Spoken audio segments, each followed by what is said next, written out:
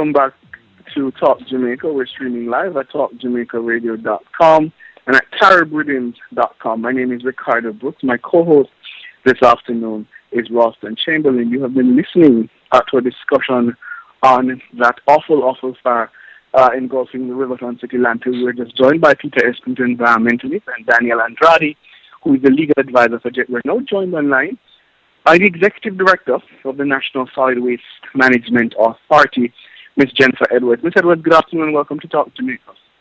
Good afternoon. I'm sorry I missed you earlier. Let me get right into it.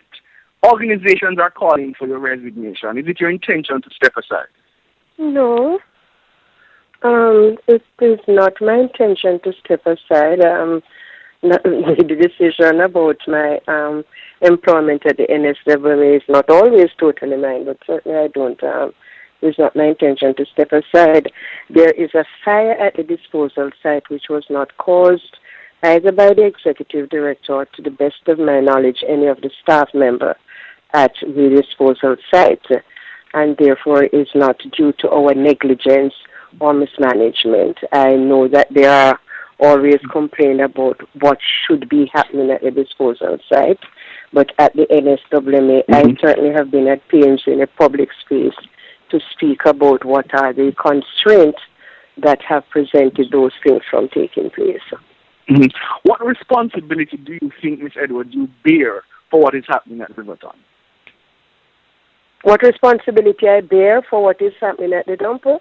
I believe as a person who heads the authority, I do have some responsibility. I believe I have a responsibility to ensure, to seek financial support to carry out the work that has to be done there. I believe that in the event of a fire, such as the one that we have now, the ones that we have had in the past on numerous occasions from the disposal site has been in place, I have a responsibility to mobilize resources, equipment, and other resources to bring the fire under control, and that I have been doing so as we speak. We have 60 trucks drawing cover material on the disposal site. There have been at times in the last 2 days as many as 5 fire units fighting the fire. We have mobilized heavy-duty equipment to assist us to spread the cover material because, as you would know, that disposal site fires are not usually controlled and brought under control by water, but by covering material, and we have mobilized both material and equipment to be covering the site. We have advised the public of the challenges that we face and of steps that they should make to safeguard themselves, and we are working with all of our partners within the country in order to have the matter corrected and addressed as soon as possible. Ms. Edwards, you're quoted in this Gleaner as saying that, listen, don't blame me. The problem is that I don't have the resources at my disposal. So I want to ask you, do you think then the cabinet is negligent in not providing you with the resources you need to do the job they hired you to do?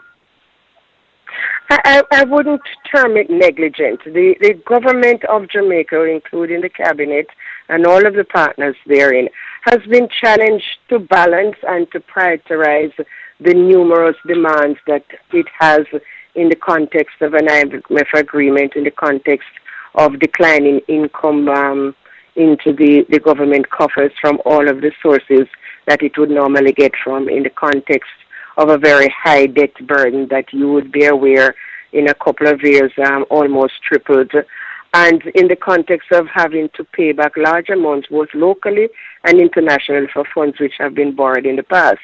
So in that context, they have had to make judgment calls and make decisions. Is it education or the disposal site? Is it health or the disposal site? Is it road or the disposal site? Is it water or the disposal site? And in many instances in the past couple of years, not just in the last 3 years, but for several years now, in fact, since the establishment of the authority, waste management has come low on the pecking order of the budget.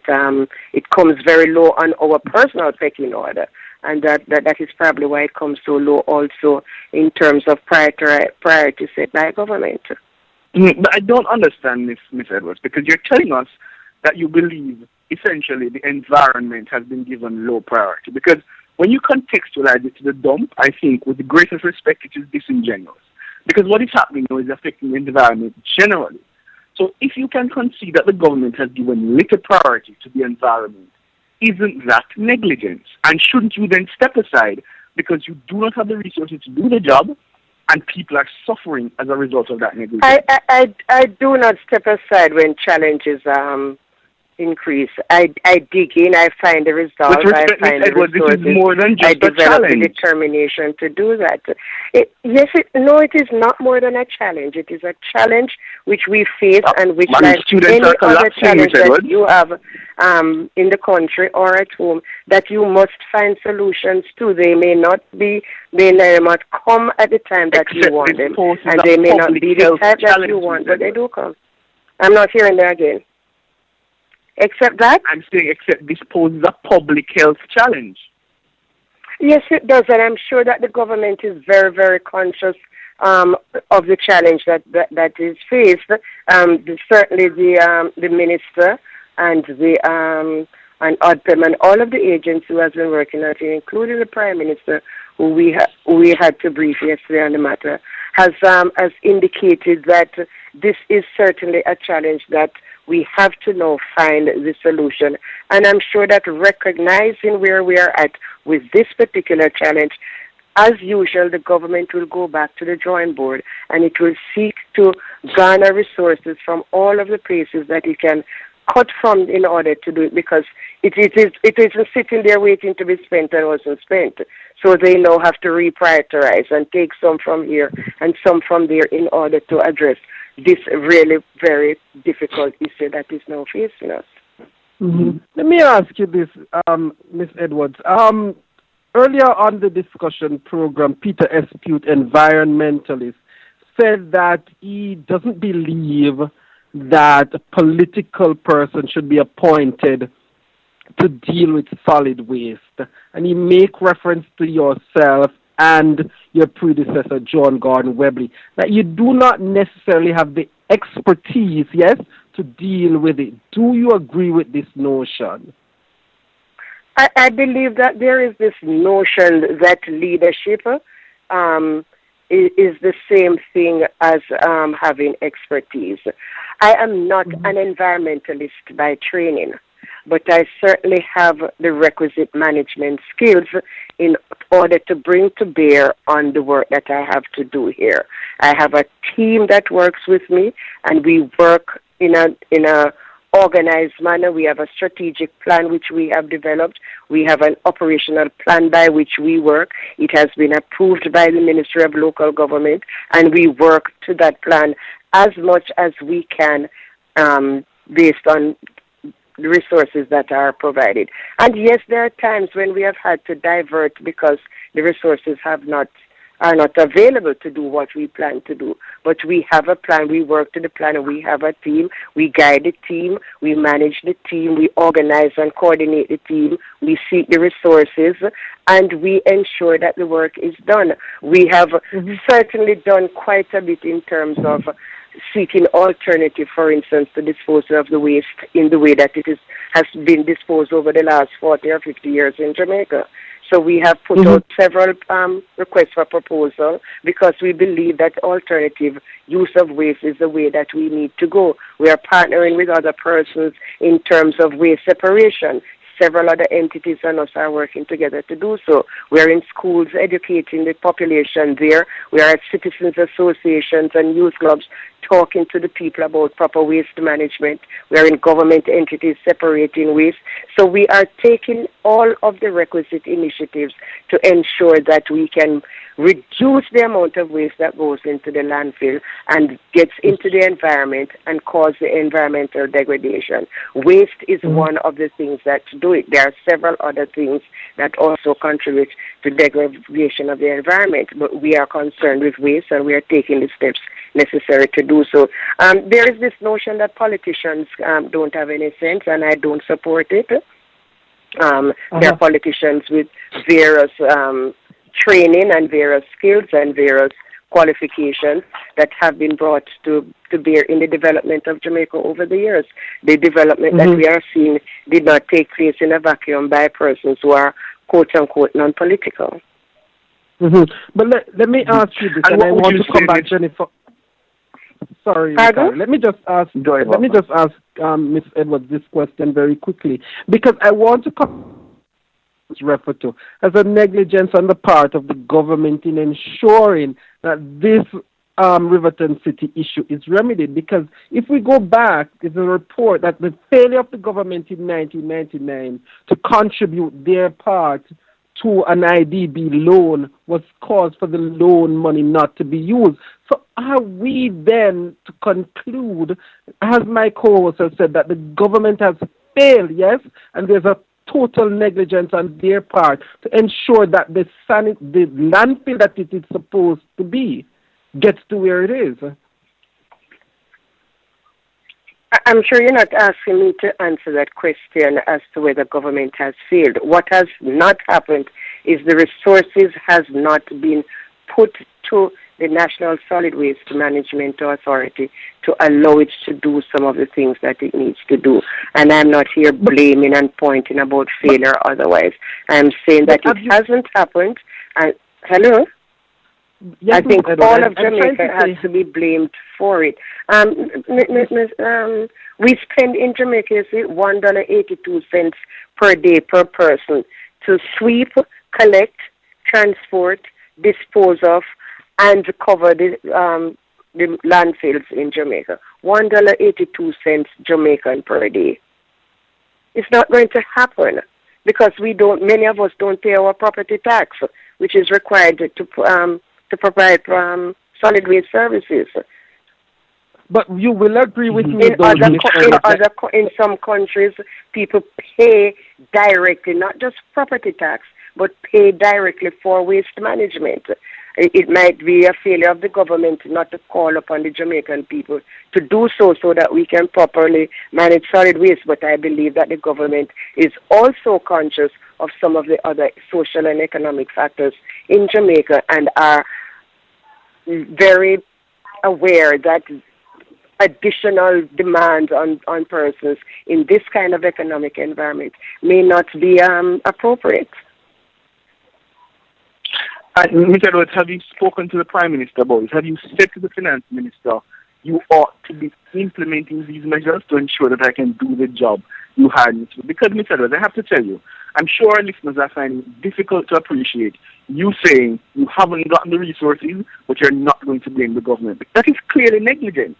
If you hire somebody, Ms. Edwards, you have to agree with me. You ought to give them the tools to carry the job they hired to do. Let me tell you where we are at. I had a sit-down meeting perhaps my fourth or fifth sit-down meeting at the Ministry of Finance, considering the matter of resourcing solid waste to ensure that it can carry out its mandate in a manner that is acceptable to the people of Jamaica and can make the management look as if it is doing what it is supposed to do to meet the mandate set out in the Act, the Solid Waste Act. We have looked at enforcement, we have looked at regulations, we have looked at technical services, we have looked at trucks, we have looked at all kinds of things, and we have looked at financing this. Now, I believe that after this massive fire didn't happen to do the things that we are saying is to be done. This is an accident. It is the wind. It is the weather that contributed to the spreading of the fire and caused it to have expanded in the way that it did so quickly as it did, and we are doing everything to bring it under control so that we can abate the nuisance caused by the fire. But we are also conscious that some steps have to be taken going forward to correct the situation. So we have applied and have identified alternative locations, for instance, for sanitary landfills. Mm-hmm. Consider those to be financed. We have issued RFP and said to the public, if you want the waste to be used for electricity or biofuel or to convert to any other material, we will make the waste available. So come in and talk to us about it. We have had some submissions sent to us. They are being assessed, and a determination is to be made as to how we procure the most appropriate service for that work to be done. And we are also saying that in the interim, we must cover the disposal site because that is one of the major ways of containing any fire that might erupt on a disposal site. Disposal sites are by their very nature fire prone, and all over the world fires erupt on a disposal site. It is the extent to which we can control it that will prevent what happened in the last couple of days and before that on several occasions. So the coverage of the disposal site, I think we are all very much aware now that it has to be done. Otherwise, we will have increased costs going forward continuously. And I believe that the government is conscious of this and steps will be taken to seek and identify resources to do it. Ms. Edwards, in sitting down with the Finance Ministry, did you get any feedback that would suggest to you that we're going to be out of this mess anytime soon? What I got from them is an appreciation and an understanding that the budget process that we go through every year must take greater cognizance of the needs for solid waste management and starting this year. Okay. The way forward, Ms. Williams, because the producers are giving me the wrap-up signal. The way forward for us, as I said, we are currently trying to bring the fire at Riverton under control and to hopefully extinguish it as soon as possible. One, we have a number of D10s and D9s and dirt working on the site, and as we work, the harder we work to cover it, is perhaps the more smoke you're going to see for the next couple of days. So the smoke is also an indication that we are actively covering the site. And so we will be continuing to do that over the next couple of days. We will continue to seek solutions for alternative use of the waste. And we will continue to lobby and gain support from the ministries of finance and local government to not only cover Riverton, but to also deal with the other 8 disposal sites that we have in Jamaica. And then there's, of course, the enforcement through the regulations, which are now before CPC. And then there's the public education program that your program and other program can assist us to get the message out to the wider Jamaica. You know that public education advertisements are very expensive, and we would prefer to use the resource to collect, but we also know that the public education is necessary, and so an aggressive public education program has to be mounted to get the population into the frame of mind where they do not just dispose of the waste that they do. And we are also working with the Ministry of Industry and Commerce to look at end-of-life policies for all of the products that we import into Jamaica, so that persons who manufacture and import these goods have an arrangement in place as to how they are going to dispose of them. We call it take-back policy, and we are working on that now. We are working with Ministry of Environment to look at e-waste and how that is disposed of, and we believe that once we have completed a small pilot that we have started, then we'll be able to go to the wider country to say what the policy on e-waste management is.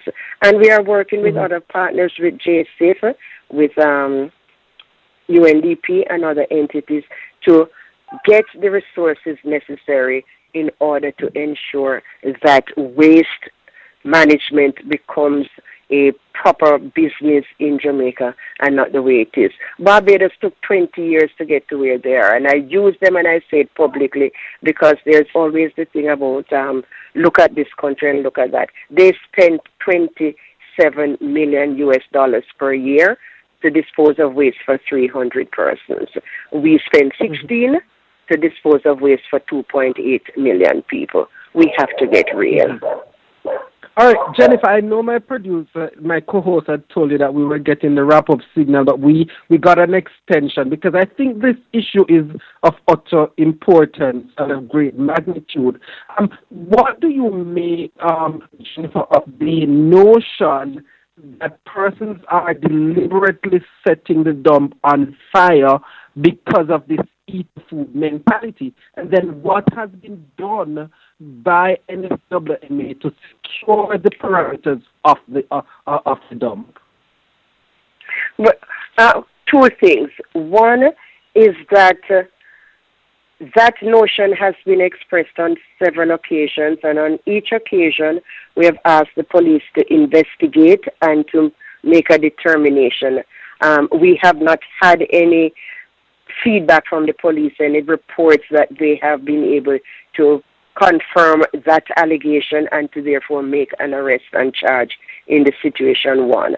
2, there are some persons who are on the landfill and they are not authorized persons, but they operate there as informal pickers, and they have not been banned from the site because they have provided employment for themselves and their families, resources for their families over the year. One lady told me she has been there for 45 years. That is from the landfill start. And one told me that she has 2 children going to university out of the landfill. So they're earning a living, and I do not believe that it is in their best interest to have the landfill set on fire. So I'm not sure that notion that they would be doing it. Are there other persons who would have a vested interest? That would be foolish to do, because we advertise for security services at the landfill. We advertise for trucking services at the landfill. We tender and advertise for heavy duty equipment services at the landfill. There are no services provided at the landfill since I have been here that we have not procured through public tender process. Mm-hmm.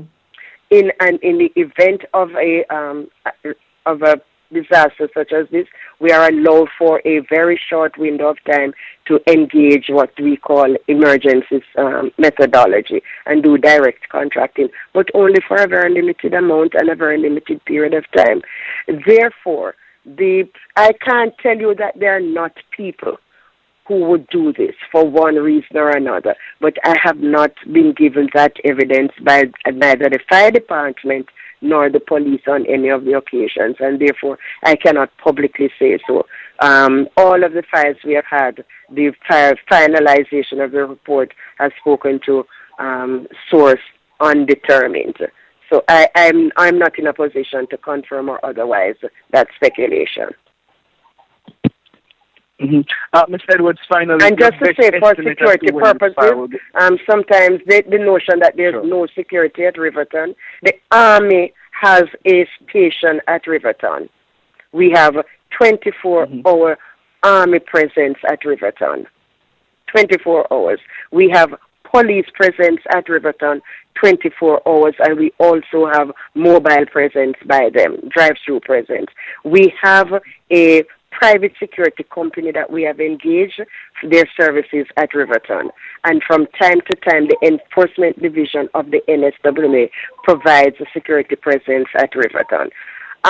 It is a large disposal site. It is in an open space. It is not fenceable, if there's such a word. But we have put every measure in place that we possibly can to secure the site under the circumstances that exist. And as I say, it is not a site that started 2 years ago or 3 years ago. It's a site that has been in operation for nearly 50 years, and in that period of time, we have consistently had challenges there. It's probably badly located. It's in the heart of the city. Maybe the fire started from a hot load that came in on a truck onto the disposal site. Maybe it was spontaneous combustion. Maybe it is arsenic. I don't know. Whatever the reason, it started. The challenges in getting the fire department there at the time, the wind, all contributed to where we are at. And I believe that as a people, we need to just move away from the blaming and seeking to collectively find solutions whenever we face challenges. All right, Jennifer Edwards, final question. Many Jamaicans are wondering, when will they be free of this nuisance? Your best estimate, ma'am, as to when this fire will be brought under control and the smoke nuisance. Do that again. Will we do Can I have your best estimate? Can I have your best estimate as to when the smoke nuisance as to when the fire will be brought under control? We have indicated to the team that has been, the emergency team that has been assembled, that at the end of the day tomorrow, and the fire department has a lead on this. It is not my call, and they have said that at the end of the day tomorrow, they will be able to give a projection as to when they believe that it will be brought under control. So we're asking for Jamaica's cooperation and in this matter, tolerance in this matter, to allow the fire department to do what they are doing for today and tomorrow, and then to be able to do that assessment and to make an announcement on it. Listeners, Jeniffer Edwards is the Executive Director of the National Solid Waste Management Authority. Thank you so very much, Ms. Edwards, for joining us here on Talk Jamaica. Thank you so much for having me. I hope you get an opportunity to speak with Mr. Davis at ODPEM, who really has responsibility at this time for coordinating the work at the disposal site in the event of this fire. All right. Thank you for the recommendation, ma'am. Bye.